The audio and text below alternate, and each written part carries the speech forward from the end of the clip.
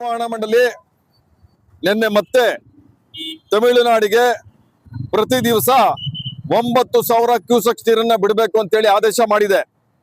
ಹಿಂದೆ 12,000 ಕ್ಯೂಸೆಕ್ಸ್ ನೀರನ್ನ ಬಿಡಬೇಕು ಅಂತ ಆದೇಶ ಮಾಡಿತ್ತು. ಅದರಿಂದ 2,500 ಕ್ಯೂಸೆಕ್ಸ್ ನೀರು ಬಿಡಬೇಕು ಅಂತ ಆದೇಶ ಮಾಡಿತ್ತು. ಈ ಕಾವೇರಿ ನ್ಯಾಯಮಂಡಳಿ ನಮ್ಮ ಕರ್ನಾಟಕದ ಪಾಲಿಗೆ ಸತ್ತೋಗಿದೆ ಅಂತೇಳಿ ಚಾಮರಾಜನಗರದಲ್ಲಿ ಕನ್ನಡ ಪರ ಸಂಘಟನೆಗಳು ಇವತ್ತು ನಾವು ರಾಷ್ಟ್ರೀಯ ದಾರಿಯನ್ನ ತಡೆದು ಕಾವೇರಿ ನಿರ್ವಹಣಾ ಮಂಡಳಿಗೆ ಎಳ್ಳು ಮತ್ತು ನೀರನ್ನ ಬಿಡುವುದರ ಮೂಲಕ ನಮ್ಮ ಆಕ್ರೋಶವನ್ನ ತಿಳಿಸ್ತಾ ಇದೀವಿ. ಕಾವೇರಿ ನಿರ್ವಹಣಾ ಮಂಡಳಿ ಒಬ್ರು ಸದಸ್ಯರು ಬಂದು ನಮ್ಮ ಕರ್ನಾಟಕದ ಜಲಾಶಯ ಸ್ಥಿತಿಗತಿಗಳನ್ನ ನೋಡ್ಲಿಲ್ಲ. ದೆಹಲಿನಲ್ಲಿ ಕುಂತ್ಕೊಂಡು ನೀರ್ ಬಿಡಿ ಅಂದ್ರೆ ಎಲ್ಲಿಗೆ ನೀರ್ ಬಿಡೋದು? ನಿಜವಾಗ್ಲೂ ನಿಮ್ಗೆ ನೈತಿಕತೆ ಇದೆಯಾ? ಪ್ರಾಮಾಣಿಕತೆ ಇದೆಯಾ? ನೀವು ನಿಜವಾಗ್ಲೂ ನ್ಯಾಯವಾದಿಗಳಾಗಿದ್ರೆ ಎರಡು ರಾಜ್ಯಕ್ಕೂ ಸರಿ ಸಮಾನವಾಗಿ ನೀವು ಹಂಚಬೇಕಾಗಿತ್ತು. ಕರ್ನಾಟಕ ರಾಜ್ಯದಲ್ಲಿ ಭೀಕರವಾದಂತ ಬರಗಾಲ, ಮಳೆ. ईद उन मिलाद है उसलिए यह हमारा सुपर चिकन में ऑफर है. ओनली 170 है, 70 है. Only 1 day offer. ಮಳೆ ಇಲ್ಲ, ಬೆಳೆ ಇಲ್ಲ, ಜಲಾಶಯಗಳು ಬತ್ತೋಗ್ತಾ ಇದೆ. ಇಂಥ ಸಂದರ್ಭದಲ್ಲಿ ನೀವು ನೀರು ಬಿಡಿ ಅಂದ್ರೆ ಎಲ್ಲಿಗೆ ನೀರು ಬಿಡೋದು?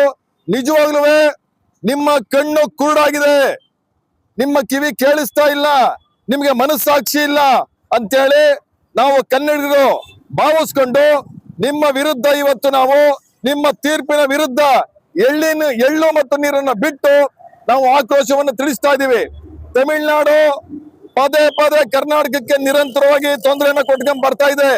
ಇದೇ ರೀತಿ ಮುಂದುವರೆದ್ರೆ ಮುಂದಿನ ದಿನಗಳಲ್ಲಿ ನಮ್ಮ ರಾಜ್ಯದಲ್ಲಿ ಪಕ್ಕದಲ್ಲಿರ್ತಕ್ಕಂಥ ಕರ್ನಾಟಕ ತಮಿಳುನಾಡು ಗಡಿಗಳನ್ನ ಬಂದ್ ಮಾಡ್ತೀವಿ. ತಮಿಳು ಚಿತ್ರರಂಗಕ್ಕೆ ನಿಷೇಧ ಹಾಕ್ತೀವಿ. ತಮಿಳು ವಾಹನಗಳನ್ನ ಹೊರಗಡೆ ಬಿಡೋದಿಲ್ಲ. ತಮಿಳು ಉತ್ಪನ್ನಗಳನ್ನ ಕರ್ನಾಟಕದಲ್ಲಿ ಮಾರಾಟ ಮಾಡೋದಕ್ಕೆ ಬಿಡೋದಿಲ್ಲ ಅಂತೇಳಿ ನಿಮ್ಗೂ ಸಹ ಎಚ್ಚರಿಕೆ ಕೊಡ್ತಾ ಇದ್ದೀನಿ. ರಾಜ್ಯ ಸರ್ಕಾರ ನಿಮ್ಗೂ ಸಹ ನೈತಿಕತೆ ಇದ್ರೆ ಮೊದಲು ಜನಗಳ ರೈತರ ಹಿತಾಸಕ್ತಿಯನ್ನ ಕಾಪಾಡಿ. ನೀವಲ್ಲಿ ಕುಂತ್ಕೊಂಡು ನೋಡಿ ನಮ್ ಜನಗಳಿಗೆ ನೀರ್ ಕೊಡ್ತಾ ಇಲ್ಲ, ಬೆಳೆಗಳಿಗೆ ಕೆಲವರು ನೀರ್ ಬಿಡಲ್ಲ ಅಂತೀರಿ, ಬರೀ ಕುಡಿಯಕ್ ಮಾತ್ರ ನೀವು ನೀರ್ ಕುಡ್ರಿ ಅಂತೀರಿ. ಆದ್ರೆ ತಮಿಳ್ನಾಡಿಗೆ ಸಾವಿರಾರು ಕ್ಯೂಸೆಕ್ಸ್ ನೀರನ್ನ ಬಿಡ್ತಾ ಇದ್ರಿ. ನಿಮ್ಗೆ ನಿಜವಾಗ್ಲೂ ಮನಸ್ಸಾಕ್ಷಿ ಇದೆ ಅಂತ ರಾಜ್ಯ ಸರ್ಕಾರವನ್ನು ಪ್ರಶ್ನೆ ಮಾಡ್ಬೇಕಾಗ್ತದೆ.